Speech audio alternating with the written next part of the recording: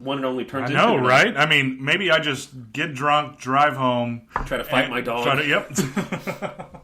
I turn into an alcoholic. My life changes with my wife. From this, get divorced. Oh man, if this turns you into alcohol, you don't like alcohol. You like something else.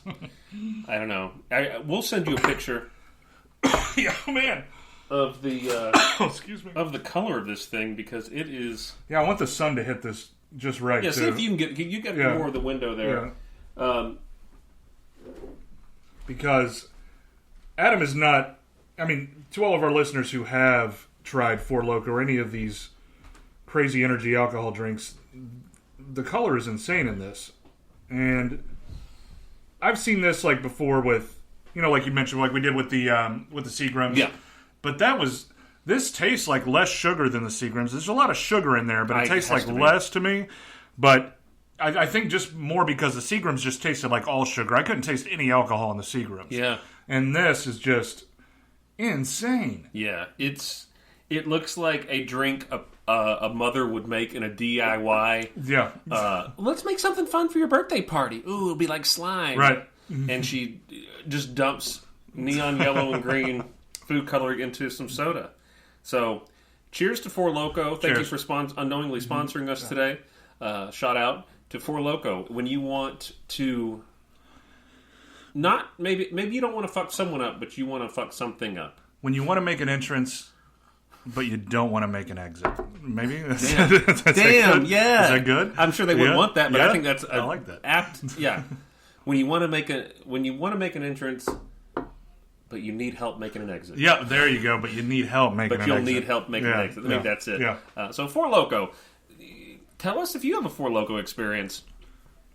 And so that's what we're drinking, and it's very much as I see it in the glass. It's perfect for Street Fighter. It is. It is. The color, like you mentioned, with the bags with Blanca, which we'll get to. But I think that immediately watching this, the colors were the first thing that came to my mind, and then of course again, I thought I texted you, but I didn't. But the first 2 minutes of this are let's just pump out every name that we can.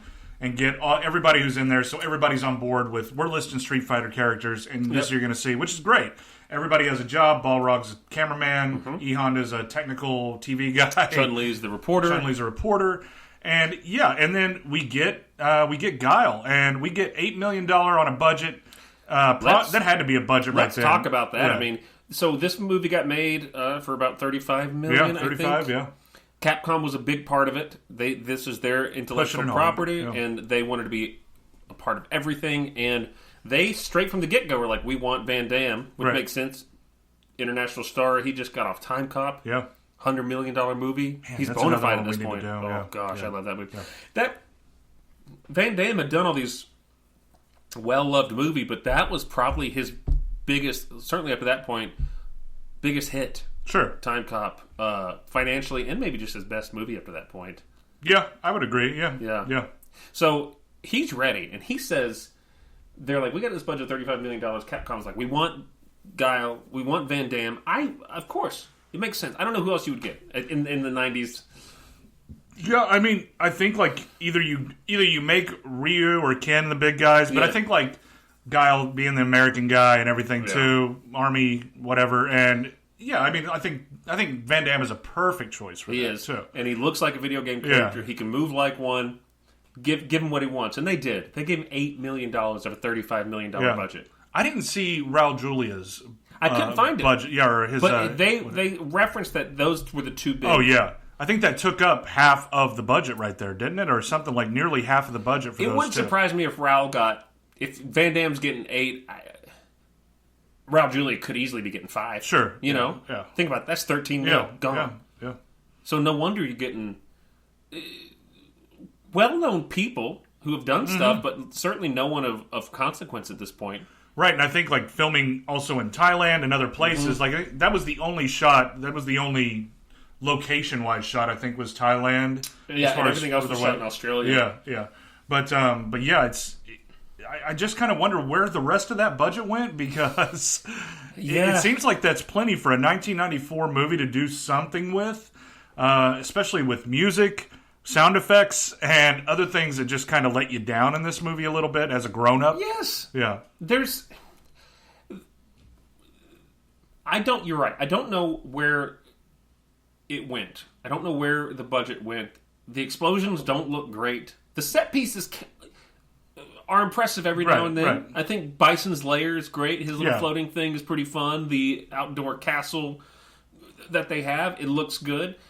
But yeah, maybe there was a lot of problems with the budget being over budget because, or close to over budget because of the delays and everything like that. If you don't know, the making of this movie is pretty legendary. There are a few things that caused this. Raul Julia was incredibly sick. Yeah. Had stomach cancer. Of course, this is his last film. Yeah. He sort of was a bona fide actor, legend, performer at this point. He had just done Adam's Family, which was a huge hit. So he was sort of at the peak of his career, I guess. That's kind of sad. And he kills. I love him as M. Bison. Oh, gosh. Yeah, I mean, I agree with all the critics. They're like, this movie's terrible. Raul Julia's fun. Right. And he took it seriously. Everyone, sort of the stories on set are like, he was the most professional actor there, much more than Van Damme. He studied all these great dictators of the past to sort of create his version of M. Bison. And he's not physically posing, but that was kind of because of the stomach cancer. Sure, yeah. And I think that's okay. As M. Bison, in the video games he is big, but I mean, he looks fine. He's more of this smart business, almost kind of dictatorish. Especially in this version of that, of the Street Fighter story. And as a story, I like it. Right. Bison is this crazy general, gun runners, this sort of murky place, and that's why I think they really messed up by not letting there just be fighting. Like, there should have been more underground fights. There's like the cage fight. Yeah. Let them fight a little bit. Right. I want to see Vega do everything that he can, even if you got a CGI or whatever you are doing. Have him jump off the walls, all that shit. Right. And if you're going to tease me with a Vega-Ryu showdown... No shit, yeah. And where they're like shirtless, Ryu's all ripped, Vega's jacked, and they're like, yes. And then you break it up, and we never get another fight like that again. No. We never get like, a one-on-one fight. So it seems like it's there to tease us and like, oh, it's coming. Yeah. Don't you worry. We're going to get to see a really great, like, classic Street Fighter style fight, but we don't. No, and I would have to say that, like, my favorite fight out of this was the last Vega and Ryu fight. I mean, that's kind of... But in this whole movie, you don't get a lot of long shots either. It's so much close and quick cuts, too. And they talked about that. Yeah. The Sousa did, when he was like, he was certain he made a PG-13 movie. It came back in our movie, which Capcom was strongly against. He cut it and cut it and cut it. So he started taking out a lot of contact shots. Right. Hardly any blood, if there's any blood. Yeah. And things like that. So the shots that I think you end up with are like, let's show a wide shot of like Van Damme doing a spin kick, but we're not going to show it like hit or anything like that. So I think there was just too many cooks in this fucking kitchen. Oh, yeah. Without a doubt. And it's one of the perfect movies that definitely doesn't translate well with me right now. Like, it's not going... it's not one that I'll turn on like Perfect Weapon, of course, or something like that, where I could watch and love. Yeah. And, but still, it's fun to watch this and remember how much I didn't give a fuck about anything that we just talked about when I watched a movie. And that's important for us to remember, because you're right. I was a huge Van Damme fan. Huge is maybe an understatement. I mean, I think I had a Van Damme poster, but I didn't have... I remember when they did Nowhere to Run. Right. And they interviewed Kieran Culkin, and he talks about how fun it was to work with Van Damme, and I'd never felt such jealousy before. Yeah. I think it's Kieran Culkin in Nowhere to Run. Yeah. So, I didn't know who anyone else in this movie was at this point. Didn't recognize not a damn person. I knew Gomez Adams, I knew that. Right. But Van Damme was it for me. That's all I needed, and I think that's what they banked on, and they got it. I was telling you, I'd love to see the original script. This script was shredded and taken down. So basically, De Sousa cuts it down to a G. Yeah. Because they keep going back and forth, and they're like, well, how about this cut? How about this cut? And MPA's fine, like, oh, you have a G now. And he's like, well, I can't have a Street Fighter G movie. And so he added the shit line. Right.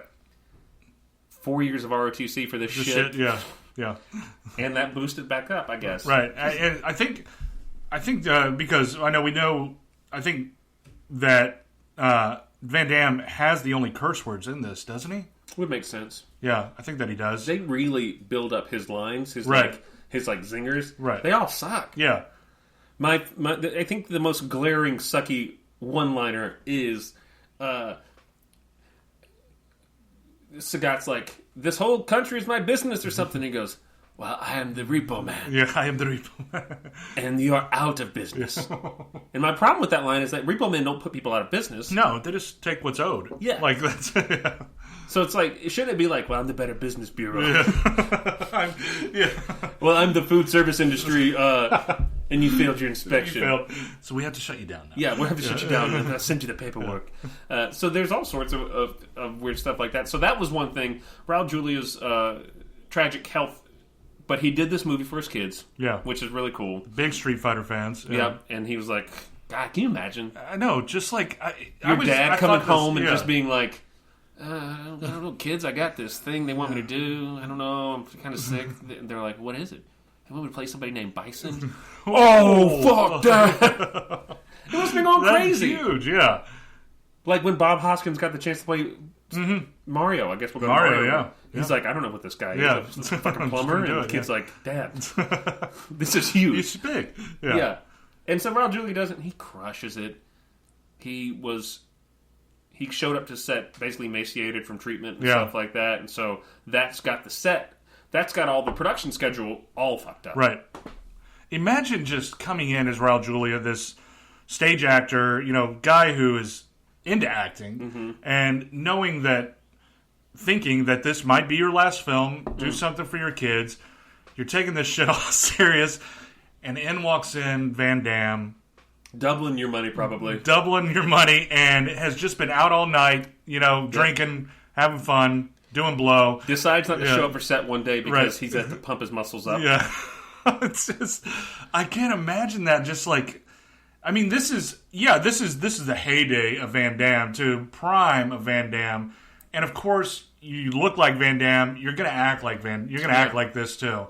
And it's like Raul Julia's in his 50s right now. Yeah. And it's just, I can't imagine like this being a letdown a little bit for him. Just like, oh man. It may have been. Maybe he was like, well, I'm going to fucking rock it. Right. And he did. And I'm not going to be the reason this movie sucks. Yeah. He's not. Yeah. But because all of the production schedule had to be reworked because of Raul Julia's. Yeah. So they couldn't shoot a lot of scenes with him, so they had to reshoot other scenes. And their budget was so strained by Van Damme's salary and probably Raul Julia's salary and other things that they had planned 6 weeks of fight training. Yeah. And I never thought of, once again, I never noticed it as a kid, but the fights aren't detailed at all. No, not at all. And it comes across because what ended up happening is like, well, we can't fly all these actors for 6 weeks and pay them and not be shooting. And then, we can't extend our schedule by 6 weeks.